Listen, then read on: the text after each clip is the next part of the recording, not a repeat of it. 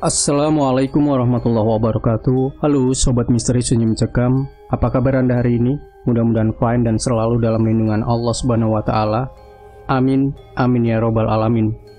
Kembali berjumpa dengan kami, channel yang setiap hari selalu menyuguhkan cerita-cerita misteri menarik. Dan untuk kali ini kami sudah menyiapkan sebuah kisah misteri yang berjudul Kisah Penggali Kubur Tsunami Aceh. Minggu pagi 26 Desember 2004 atau 20 tahun silam, bencana dahsyat gempa dan tsunami menghantam Aceh. Sebanyak 200.000 lebih warga menjadi korban, setengah juta lainnya kehilangan tempat tinggal. Peristiwa itu diperingati setiap tahun di Aceh. Muhammad Kasim hanya seorang warga biasa ketika bencana gempa dan tsunami melanda Aceh pada Minggu 26 Desember 2004, ketika hembalang gelombang menewaskan lebih dari 200.000 jiwa. Pria 68 tahun itu berada di rumahnya di Desa Gani, Kecamatan Ingin Jaya, Aceh Besar, Aceh. Rumah Kasim berada jauh dari garis pantai. Kala itu, dia hanya merasakan guncangan gempa yang sangat kuat, namun terhindar dari air laut yang mengamuk setelahnya. Setelah gempa, Kasim bingung tidak karuan ketika melihat banyak orang terluka dengan bermacam rupa, diboyong ke kantor Palang Merah Indonesia Lambaro, Aceh Besar. Kantor itu tak begitu jauh dari rumahnya. Bagi Kasim, kawasan Lambaro merupakan tempat ia berlalu lalang untuk bertemu sejawatnya di warung kopi. Tapi pagi itu, ia dikejutkan dengan kedatangan ratusan orang yang terluka parah dari kota Banda Aceh, dievakuasi ke PMI Lambaro. Belakangan, bukan hanya orang terluka, melainkan turut disusul jenazah orang-orang yang menjadi korban tsunami. Hari itu Kasim menunda rencana ngopi bersama temannya. Meski hari libur, sebagian temannya yang bekerja di kantor kecamatan dan PMI saat itu disibukkan dengan keadaan genting yang tak pernah terbayang sebelumnya. Melihat temannya menolong korban tsunami di PMI Lambaro, Kasim turut membantu. 2 hari setelah tsunami, pada Selasa 28 Desember 2004, korban yang meninggal akibat gempa dan tsunami semakin bertambah. Jenazah mulai menumpuk di kantor PMI Lambaro. Ditambah banyaknya korban luka yang meninggal. Kondisi saat itu serba darurat. Petugas sempat kebingungan untuk menguburkan ribuan jenazah korban tsunami. Sekitar 100 meter dari kantor PMI di Desa Siron, Kecamatan Ingin Jaya, Aceh Besar. Ketika itu terdapat lahan kosong milik negara di bawah pemerintah Aceh Besar. Tanah itu kemudian disepakati menjadi lokasi pemakaman ribuan korban tsunami.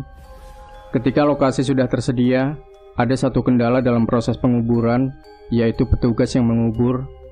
Saat itu Camat Ingin Jaya dan pekerja di kantor PMI Lambaro meminta tolong kepada Muhammad Kasim yang juga teman ngopi. Kasim tak menolak, ia menerima tawaran itu.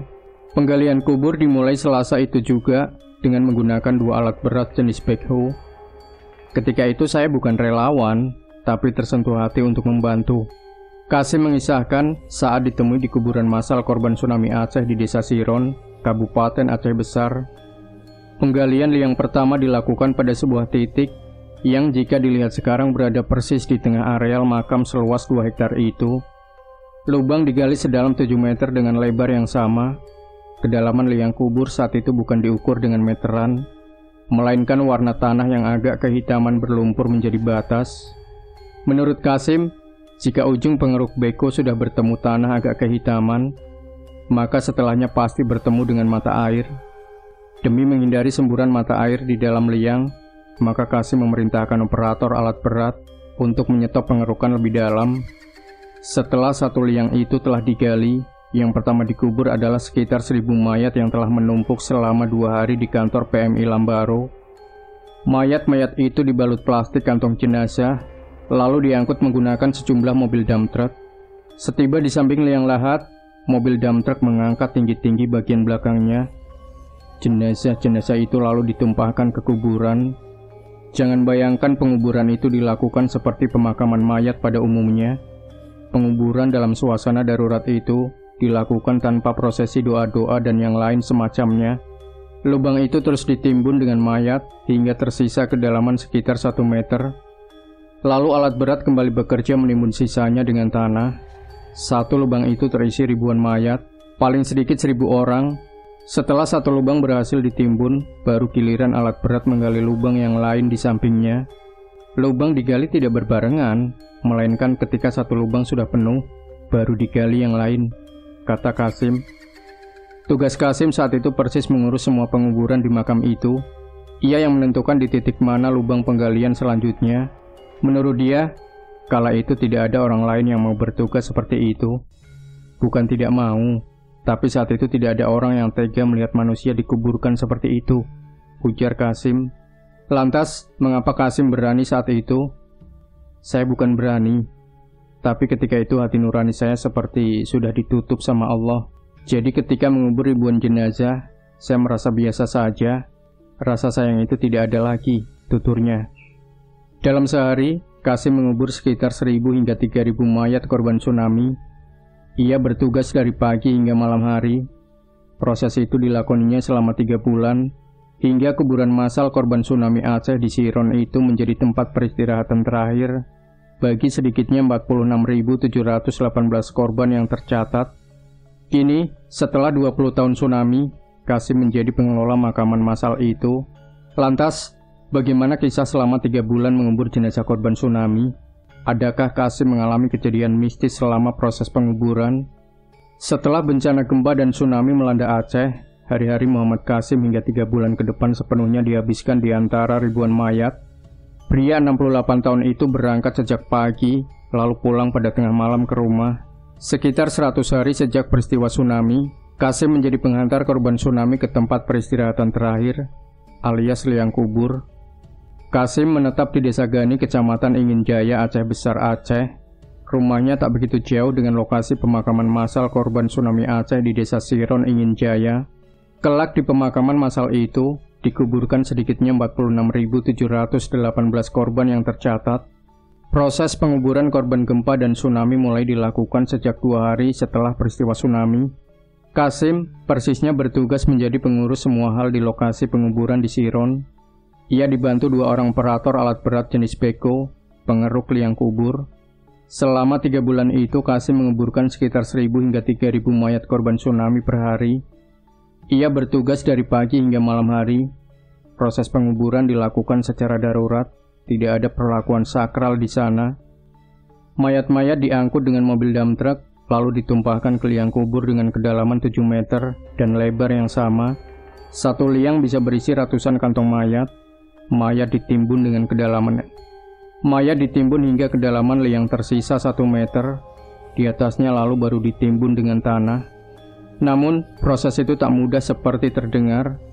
Menurut penuturan Qasim, hujan deras yang mengguyur pada penghujung Desember 2004 hingga awal 2005 kala itu sempat menghambat proses penguburan mayat yang telah ditimbun ke liang, malah bercampur dengan air hujan yang menggenang.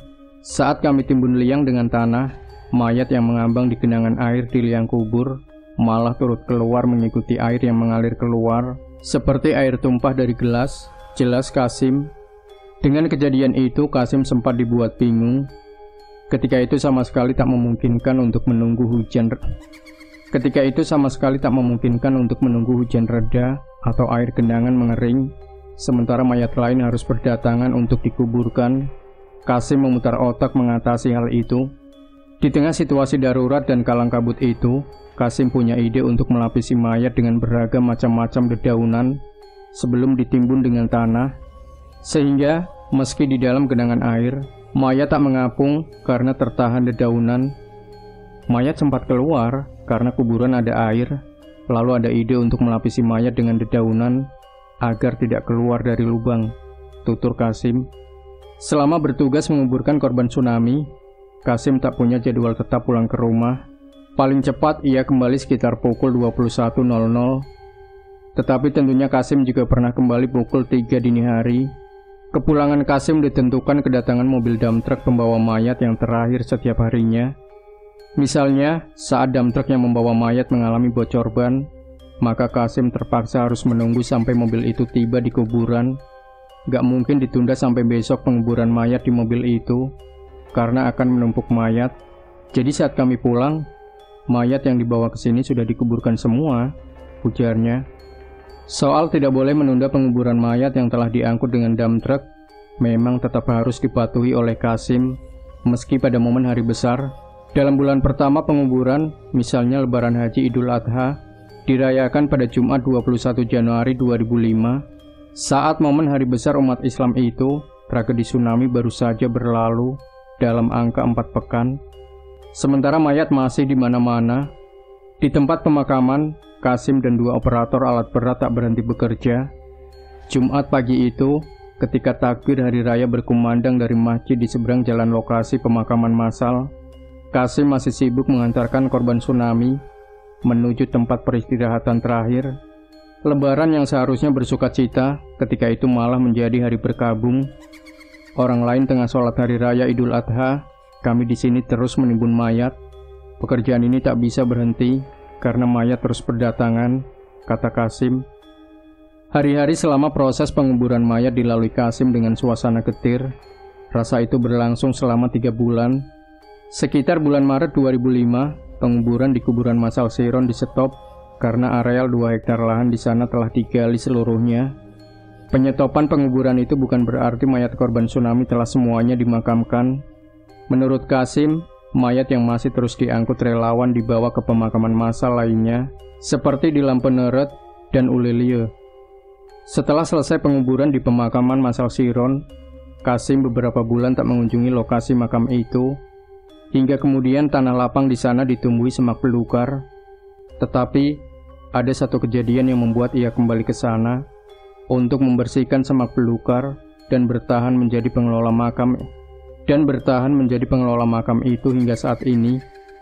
Lantas, apa yang membuat Kasim kembali lagi setelah berselang bulan tak ke sana? Kejadian apa yang membuatnya merasa terpanggil merawat rumah korban tsunami itu? Bulan Maret 2005, penguburan korban gempa dan tsunami Aceh disetop di kuburan massal Siron, Kecamatan Inginjaya, Aceh Besar. Lahan pemakaman seluas 2 hektar itu telah digali di semua titik. Jumlah mayat yang telah dimakamkan di sana tercatat sedikitnya 46.718 orang. Penguburan di liang bersama itu dilakukan sejak 2 hari setelah tsunami melanda Tanah Selanga pada Minggu pagi 26 Desember 2004. Selama 3 bulan lamanya, puluhan ribu mayat diangkut ke sana dengan mobil dump truck. Meskipun areal pemakaman massal Siron telah penuh, namun memasuki bulan keempat tsunami, mayat korban ada yang baru ditemukan dan diangkut relawan. Sebagiannya dimakamkan di pemakaman massal lainnya di Lampeneret, Aceh Besar, dan Ulelie, Banda Aceh. Setelah pemakaman Siron disetop, Muhammad Kasim yang menjadi pengubur di sana yang jarang mengunjungi lokasi itu, pria yang menetap di Desa Gani Inginjaya ini mulai beraktivitas normal seperti biasanya.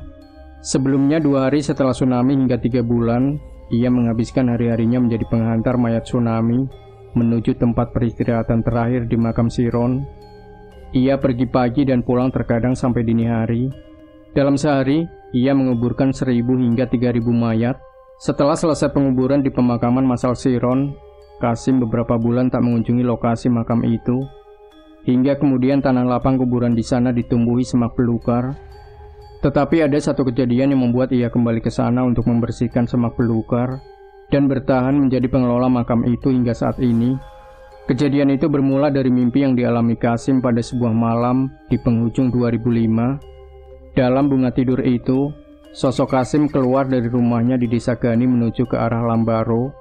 Perjalanan itu menjadi berbeda ketika di tengah perlintasan yang dilalui Kasim, melihat ribuan orang berbaris menyerupai sedang apel. Semua orang yang berada dalam barisan itu mengangkat tangan tinggi-tinggi. Kasim melihat mereka sama sekali tak bergerak. Kondisi fisik mereka sangat memprihatinkan karena banyak luka-luka di sekujur tubuh. Hal ini hampir menyerupai mayat-mayat tsunami yang belakangan hari dikebumikan Kasim. Setelah sadar dari mimpi, saya pun berpikir di mana lokasi orang-orang tersebut berdiri. Ketika teringat lokasi di tepi jalan dari rumah ke Lambaro, saya langsung teringat pemakaman massal. Kisah Kasim ketika ditemui di pemakaman massal Siron Aceh. Setelah mimpi malam itu, paginya Kasim langsung mengunjungi lokasi pemakaman massal. Melalui mimpi, dia merasa dipanggil kembali oleh korban tsunami yang diantarkannya ke tempat peristirahatan terakhir. Menurut saya, mimpi tersebut menandakan orang-orang itu masih menghargai saya, tuturnya. Setiba di lokasi makam, Kasim melihat tanah kuburan yang lapang itu telah ditumbuhi semak belukar. Menurut Kasim, setelah proses penguburan 3 bulan, pemakaman massal Chiron memang tanpa pengurus. Kemudian hari itu juga Kasim meletakkan sebuah celengan di pinggir jalan Belang Bintang ke Lambaro. Uang terkumpul di celengan digunakan Kasim membiayai sejumlah pekerja untuk membersihkan makam. Cara demikian dilakukan Kasim hingga berbulan-bulan untuk biaya perawatan pemakaman massal Chiron. Nasib baik kemudian datang ketika masa rehabilitasi dan rekonstruksi dampak tsunami Aceh. Menurut Kasim, sekitar tahun 2007, lokasi pemakaman massal Chiron mulai ditangani Kementerian Energi dan Sumber Daya Mineral Republik Indonesia. Lahan 2 hektar itu mulai dipagar, juga pembebasan lahan warga yang turut termasuk dalam kompleks pemakaman. Kementerian yang bergerak di bidang energi dan sumber daya mineral itu bukan hanya menangani lokasi makam, melainkan juga pengelola makam, yaitu sosok Kasim. Ia secara resmi diangkat pengurus makam dan mendapat honor setiap bulannya, sehingga saya bertahan sampai saat ini, ujarnya. Sekarang, Kasim menjadi juru kunci makam tersebut. Ketika ada tamu yang berkunjung ke sana, orang pertama yang dicari adalah sosok Kasim, apalagi menyangkut penjelasan cerita di balik keberadaan pemakaman massal. Dengan demikian, Kasim sering bertemu dengan tokoh-tokoh besar yang berkunjung ke sana. Selain mengurus makam, Kasim juga menernakan sejumlah lembu yang dipeliharanya di bagian belakang kompleks makam. Soal rumput, di atas tanah lapang kuburan tersedia banyak.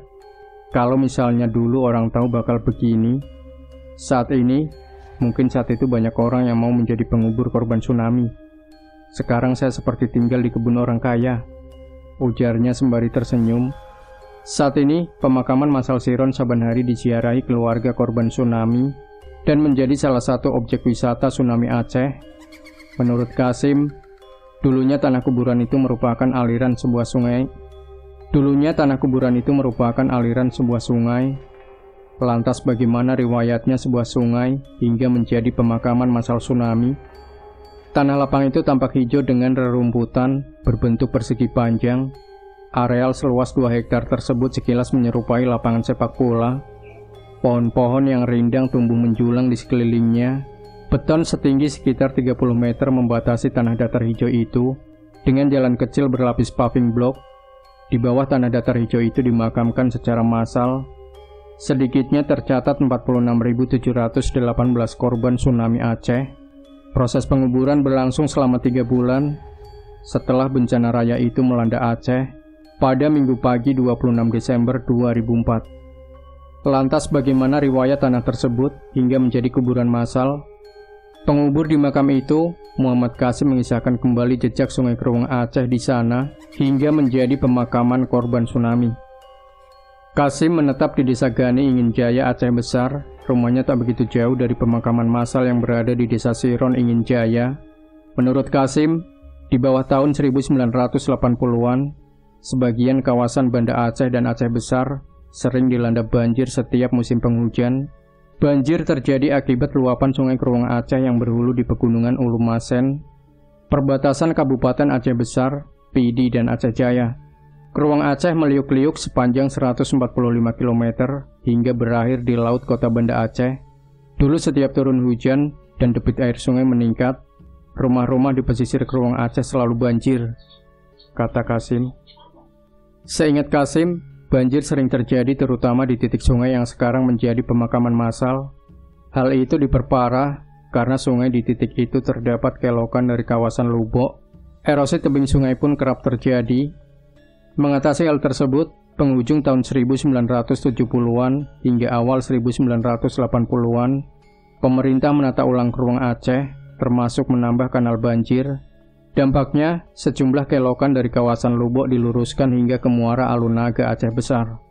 Akibat proyek penataan itu, sungai yang berkelok di kawasan Chiron kemudian ditimbuni dengan tanah yang dikeruk dari sungai baru.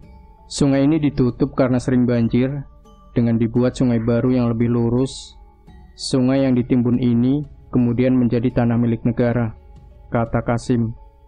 2 hari setelah tsunami menerjang Aceh, ribuan mayat yang menumpuk di kantor Palang Merah Indonesia Lambaro dimakamkan di tanah tersebut. Jaraknya sekitar 100 meter, sekarang bekas Keruwang Aceh tersebut menjadi tempat peristirahatan terakhir korban tsunami. Sekarang, pengelolaan pemakaman massal Siron berada di bawah Kementerian Energi Sumber Daya Mineral, dan Kasim menjadi pengurus sekaligus saksi kunci keberadaan makam itu. Ia mempekerjakan sejumlah orang untuk menjaga kebersihan areal makam. Di kompleks itu terdapat sebuah kantor sekretariat dan sebuah musola. Sejumlah rangkang diletakkan di bagian tengah kompleks sebagai tempat istirahat peziarah. Di sana juga disediakan kitab Yasin. Sejumlah celengan diletakkan di sejumlah sudut kompleks. Setiap hari, kompleks tersebut tidak pernah sepi, berada persis di pinggir jalan perlintasan dari Bandar Udara Sultan Iskandar Muda menuju kota Banda Aceh. Makam itu sering disinggahi wisatawan yang berkunjung ke Aceh, terutama turis dari Malaysia. Menjelang peringatan tsunami, keluarga korban tsunami pun satu persatu mengunjungi makam. Puncaknya, peziarah paling ramai pada 26 Desember setiap tahunnya. Doa-doa dan tangis pecah di sana. Misalnya Wijasmin Wiseno, pria 64 tahun itu datang dari Deli Serdang, Provinsi Sumatera Utara. Setiap tahun dia menziarahi pemakaman massal Siron, karena meyakini adiknya yang menjadi korban tsunami dimakamkan di sana. Adik saya, Kliwoniarto, hilang bersama istrinya, anak dan keponakan satu orang. Saya selalu ke sini karena yakin mereka di sini, kata Wiseno mengakhiri kisah ini.